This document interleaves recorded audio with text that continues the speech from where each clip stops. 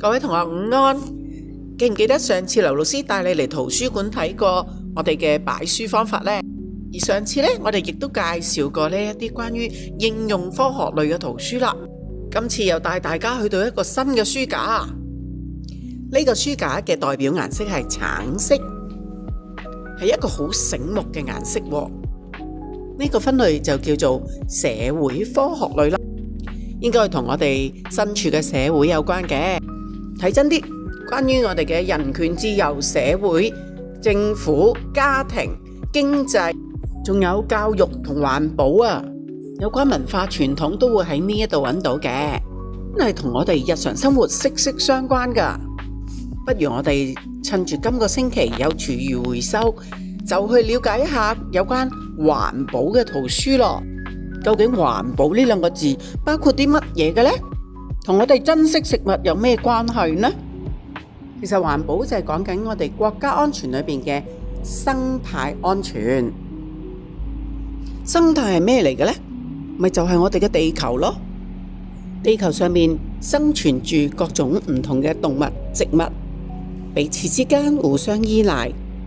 舉個例啊，假如冇晒啲草，我哋嘅食草動物呢就冇嘢食啦，牛就會餓死啦。到時我哋自然就冇牛肉食啦。自從人類喺地球出現之後，我哋都要生活嘅，例如大量砍伐樹木去起屋啦，做家私啦。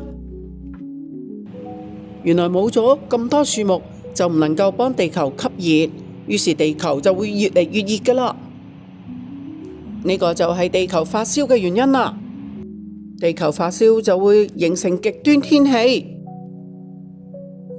所以而家香港都多咗好多颱風啦，同埋呢每一年嘅夏季亦都延長咗。香港人好幸福啊！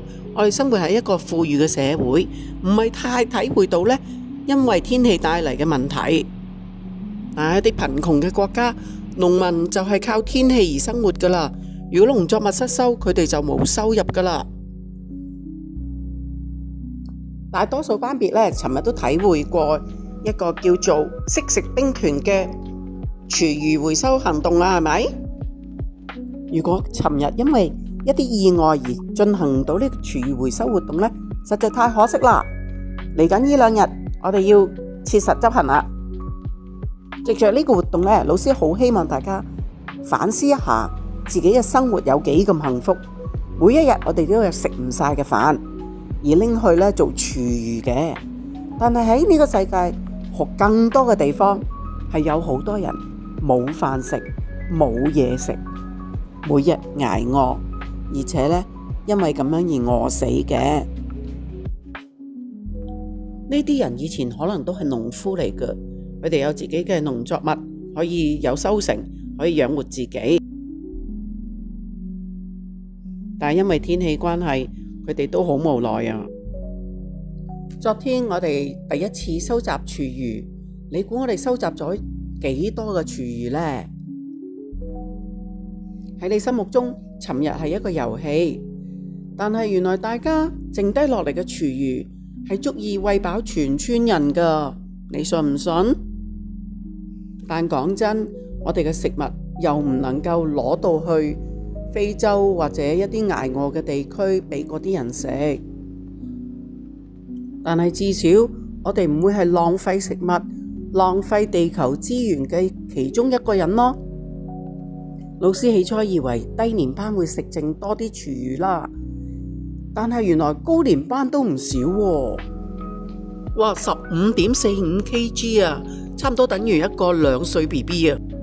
其實環境保護、環保，我哋成日都掛喺口邊，呢一個概念真係好闊噶，包括咗愛護大自然環境啦，令到大自然環境同埋人類動物之間有一個好嘅關係，唔會互相破壞、互相去摧毀，然後令到成個所謂能力越大，責任就越大。既然我哋係地球上最有能力嘅一種動物，咁我哋係咪應該諗下可以點樣幫到呢個地球，幫到我哋每日都要生活喺呢笪地方嘅地球呢？珍惜自己擁有嘅資源係每一個人都能夠做㗎，譬如珍惜你嘅飯菜啦，珍惜你用緊嘅物品啦，唔好過分嘅消耗啦，或者嘥咗啦，浪費咗啦。珍惜同愛護係咩意思？一張紙巾可以抹乾淨嘅，就唔使2張啦。外出食飯可以叫小飯嘅，就唔使浪費咗多餘嘅飯啦。開冷氣就唔好打開咁大個門，一方面又走晒啲冷氣，消耗緊能源之餘，你又唔覺得涼。天氣涼嘅時候就唔使開冷氣啦，不如打開窗門，流通下啲空氣啦。能源都係我哋嘅資源嚟㗎，所以必須要節省同埋珍惜。除咗慳咗金錢之外，其實你都為地球出咗一分力㗎。歡迎同學呢，得閒嘅時候嚟到圖書館揾一揾呢一個社會科學類有關環保圖書去閱讀啦。睇書仲未夠㗎，係要諗下點樣實踐你嘅環保生活，珍惜地球資源。